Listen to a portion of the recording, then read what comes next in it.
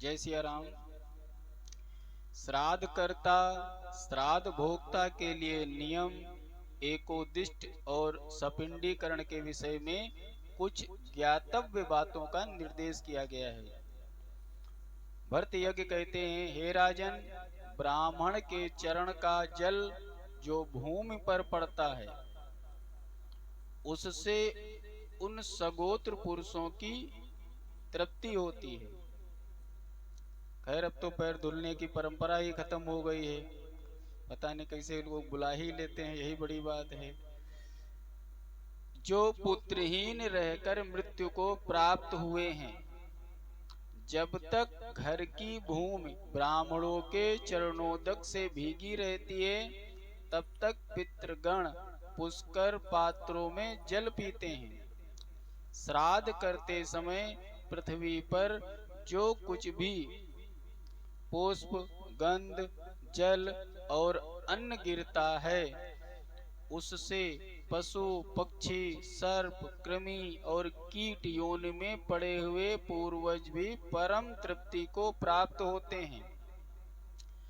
अपने कुल में उत्पन्न हुए जो पुरुष अपमृत्यु से मरे हैं अथवा प्रेत भाव को प्राप्त हुए पूर्वज हैं, वे ब्राह्मणों के उचिष्ट पात्र से धोने से गिरी हुई जूठन से भी तृप्त हो जाते हैं। जो संस्कारहीन होकर मरे हैं अथवा कुलवती स्त्रियों का त्याग करने वाले हैं, उन उचिष्ट भागी पुरुषों के लिए वह अन्न है।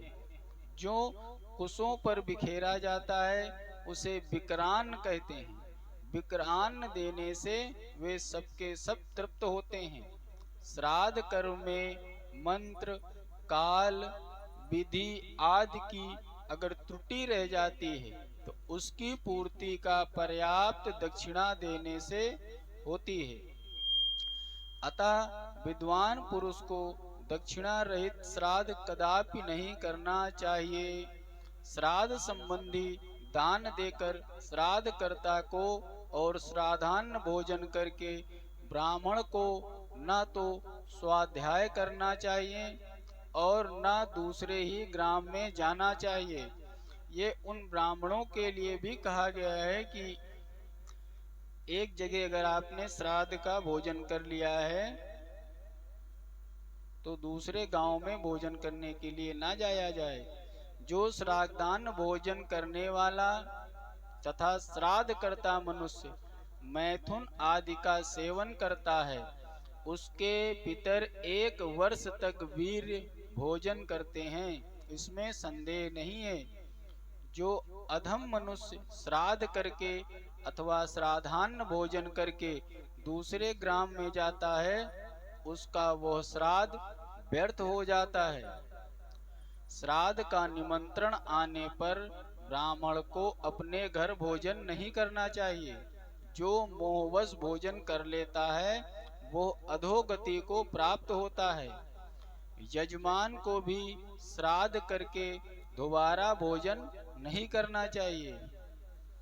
जो दोबारा भोजन कर लेते हैं वे निश्चय ही नरक में जाते हैं। जो श्राद्ध भोजन अथवा श्राद्ध दान करके युद्ध या कलह करते हैं, वो भी अपना संपूर्ण श्राद्ध कर्म व्यर्थ कर देते हैं। कमल योनि ब्रह्मा जी ने श्राद्ध के योग्य ब्राह्मणों को निश्चित करते समय दौहित्रों देवतों को प्रथम स्थान दिया है। दौहित्र यदि पवित्रता से रहित हीनांग अथवा अधिकांग भी हो तो पितरों के संतोष के लिए उसे श्राद्ध में अवश्य शामिल करें। ब्रह्मा जी ने पशुओं की सृष्टि करते समय सबसे पहले कहते हैं गौओं को रचा, तो अतः श्राद्ध में उन्हीं का दूध और उन्हीं का घी उत्तम माना गया है। विधाता ने मानव प्रजा की सृष्टि करते समय सबसे पहले श्रेष्ठ ब्राह्मणों को उत्पन्न किया। इसके लिए वे श्राद्ध में उत्तम और पितरों को तृप्त करने वाले माने गए हैं। देवताओं की सृष्टि करते समय ब्रह्मा जी ने सबसे पहले विश्व देवों को बनाया है। अतः श्राद्ध आरंभ होने पर उन्हीं की पूजा की जाती है। वे विधि पूर्वक तृप्त किए जाते हैं। प्रथम पूजित होने पर श्राद्ध में जो छिद्र दोष रह जाता है वे उन दोषों को समाप्त कर देते हैं। जो मनुष्य सब वस्तुओं से सांगोपांग श्राद्ध का अनुष्ठान करता है उसका वह श्राद्ध घर में ही गया श्राद्ध के समान फल देता है। शास्त्रोक्त विधि से श्राद्ध संपन्न हो जाने पर ब्राह्मणों को भोजन कराकर श्रद्धा करता पुरुष स्वयं भी सबके अंत में मौन भाव से भोजन करे। श्राद्धान्न का भोजन दिन में ही हो जाना चाहिए। जो श्राद्ध करता पुरुष सूर्यास्त होने पर भोजन करता है उसका वह श्राद्ध व्यर्थ हो जाता है। अतः रात्रि में भोजन नहीं करना चाहिए। आनर्त ने कहा, हे महामते, अब आप एकोदिष्ट श्राद्ध की विधि बताएं। पावर्ण का भी कैसा विधान कहा गया है उसका भी वर्णन करें। भरत यज्ञ बोले, अस्थि संचयन के पहले दिन अस्थि संचयन के पहले 3 श्राद्ध बताए गए हैं। जिस स्थान पर मृत्यु हुई हो वहां एक श्राद्ध करें। फिर मार्ग में जहां विश्राम कराया गया हो वहां एक श्राद्ध करना चाहिए। तत्पश्चात अस्थि संचयन के स्थान पर तृतीय श्राद्ध करना उचित है। इसके सिवा मृत्यु के प्रथम, तृतीय और पंचम, सप्तम, नवम, 11वें दिन भी एक एक श्राद्ध किया जाता है। इस प्रकार सब मिलाकर 9 श्राद्ध होते हैं। वैतरणी दान की प्राप्ति होने पर प्रेत तृप्त होता है। एकोदिष्ट श्राद्ध विश्व देव से रहित होता है। उसमें अग्निकरण की क्रिया भी नहीं की जाती है। एकोदिष्ट अग्निकरण का मतलब हुआ जो अग्यार करते हैं। एकोदिष्ट श्राद्ध बिना आह्वान के करना चाहिए। एक बार तृप्तोवसी स्वादितम, क्या आप तृप्त हो गए? भोजन स्वादिष्ट लगा है ना? इत्यादि रूप से तृप्ति विषयक प्रश्न करना चाहिए। फिर अभिरम्यताम कहकर ब्राह्मण का विसर्जन करना चाहिए। जिसका अग्रभाग कटा या फटा न हो ऐसे कुश पत्र को बीच से काटकर 2 तृण के रूप में कर लें और उसी को पवित्री बनाएं। एकोदिष्ट में ऐसी ही पवित्री बनाने का विधान है। आसन आदि अर्पण करते समय पिता इस प्रकार संबोधनांत उच्चारण करना चाहिए। तर्पण में पिता तृप्यताम का पितृ शब्द के प्रथमांत रूपक का प्रयोग करना चाहिए। संकल्प में पित्रे इस प्रकार चतुर्थंत रूप का उच्चारण करना चाहिए और अथ्योदक दिलाते समय पितु इस खष्ट यंत्र रूप का प्रयोग करना उचित है। इस प्रकार जहाँ पिता का प्रयोग होता है ऐसे स्थलों में सर्वत्र अमुक गोत्र इस प्रकार स्वरांत संबोधांत उच्चारण करना चाहिए। अमुक गोत्र का इस प्रकार स्वरांत संबोधनांत उच्चारण करना चाहिए। तर्पण में गोत्र का संकल्प वाक्य गोत्राय का और अक्षय वाक्य में गोत्रस्य का उच्चारण उचित है। ऐसे ही अर्घ आदि देते समय अमुक गोत्र के साथ अमुक शर्मन का प्रयोग करना चाहिए।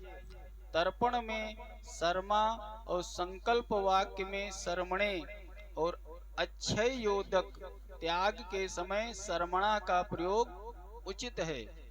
इसी प्रकार माता के लिए क्रमशः आसन, तर्पण, संकल्प, आक्षय वाक्य में माता, माता, मात्रे और मातु का प्रयोग आवश्यक है।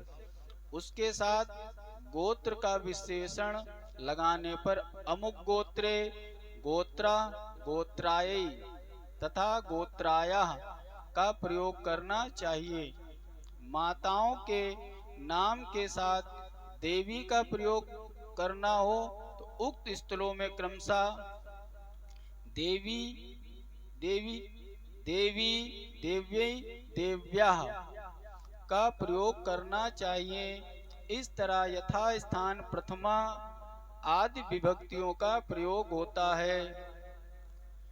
प्रथमा, चतुर्थी और षष्ठी विभक्ति का यथावत प्रयोग श्राद्ध की सिद्धि के लिए आवश्यक है। जो श्राद्ध विभक्ति का ठीक से प्रयोग किए बिना ही किया जाता है वो नहीं किए हुए के समान माना जाता है।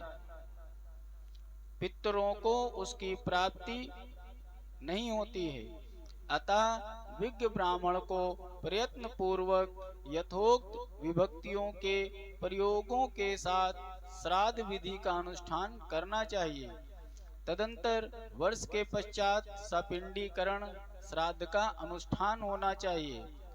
यदि वर्ष के भीतर कोई विवाह आदि आभ्युदयिक कार्य आने वाला हो तो वर्ष पूर्ण होने के पहले का भी सपिंडीकरण किया जा सकता है। तो आजकल तो ज्यादातर हो जाता है कि जब 10वां तिरही होती तो उसी में बरसी याद भी करके सपिंडी कर देते हैं किनको पितरों में। तो सपिंडीकरण श्राद्ध पार्वणोक्त विधि से किया जाता है, किंतु इसमें विश्व देवों का आवाहन नहीं होता है। प्रेत के पिता, पितामह और प्रपितामह ये ही उसके 3 प्रधान देवता हैं। हे राजन, उसमें प्रेत के उद्देश्य से एकोदिष्ट करना चाहिए। प्रेत के लिए जो अर्घ्य पात्र निश्चित किया गया हो उसे लेकर उसके पिता आदि के तीनों अर्घ्य पात्रों में विविध पूर्वक उसका जल डालें। इस प्रकार प्रेत पिंड के 3 भाग करके तीनों पितृ पिंडों में एक एक भाग मिलावें। उस समय ये सामाना इत्यादि 2 मंत्रों का उच्चारण करता रहे। तत्पश्चात पिता से लेकर प्रपितामह पर्यंत सबके लिए अवनेजन देकर पुनः गंध, पुष्प आदि सब कुछ निवेदित करें और चौथा अवनेजन पात्र न दें। कोई कोई प्रेत को लक्ष्य में रखकर चौथा अवनेजन भी देते हैं, परंतु यह मेरा मत नहीं है। सपिंडीकरण के बाद छाया तिथि और शस्त्राहत के लिए चतुर्दशी तिथि को छोड़कर कभी एकोदिष्ट श्राद्ध नहीं करना चाहिए। जो सपिंडीकृत प्रेत के लिए पृथक पिंडदान करता है उसका वो श्राद्ध नहीं किए हुए के तुल्य है। ये वैसा करके पितृहत्या के पाप का भागी होता है। जिसके पिता मर गए हों और पितामह जीवित हों वो पहले पिता का नाम लेकर फिर पितामह का उच्चारण करे। उस समय पितामह प्रत्यक्ष भोजन करके पिंड ग्रहण करें। पितामह की छाया तिथि पर पावन श्राद्ध करना चाहिए, एकोदिष्ट नहीं। अपने पिता को छोड़कर किसी प्रकार पितामह को पिंड देना उचित नहीं है। यानी जिसके पिता जीवित हैं तो उनके पिता को श्राद्ध आदि करने चाहिए। अपने पिता को ही संतुष्ट करके उनको भोजन आदि करा करके, उनको जीवित हैं तो उनको बैठ के भोजन कराओ और जो बाबा हैं उनके नाम पे श्राद्ध करिए। उस दशा में पितामह का एकोदिष्ट श्राद्ध न करने से पितरों की ओर से तनिक भी भय नहीं मानना चाहिए। यानी जिसके पिता जीवित हैं वे अपने पिता को ही संतुष्ट करते रहें और उनके पिता अगर उनसे प्रसन्न हैं तो उनको आगे कार्य करने की आवश्यकता नहीं, वो उनके पिता का धर्म है। पिता की मृत्यु हो गई हो तो प्रत्येक अमावस्या को पावन श्राद्ध करना चाहिए। पिता की मृत्यु हो जाने पर जब तक उनका सपिंडन वार्षिक श्राद्ध, सपिंडन यानी वार्षिक श्राद्ध न हो जाए, तब तक बीच बीच में पिता आदि पितरों का पावन श्राद्ध नहीं करना चाहिए। जब सपिंडीकरण हो जाता है तो अमावस्या को इस बीच में श्राद्ध पक्ष अगर महालय आवे तो भी उसमें पितामह आदि का श्राद्ध करना चाहिए। पिता को साथ में रखकर नहीं, भावनाओं में नहीं बह जाना है कि लाओ दे दे मिल ही जाएगा, क्योंकि पिता का सपिंडीकरण ना होने से पितरों की श्रेणी में उनका प्रवेश नहीं हुआ है। इस भाग में आपको कैसे श्राद्ध आदि करा जाता है, कैसे पितृ मिलाए जाते हैं, आपको बताया गया। आगे के भाग में सपिंडन की आवश्यकता क्यों पड़ी जानते हैं। जय सिया राम।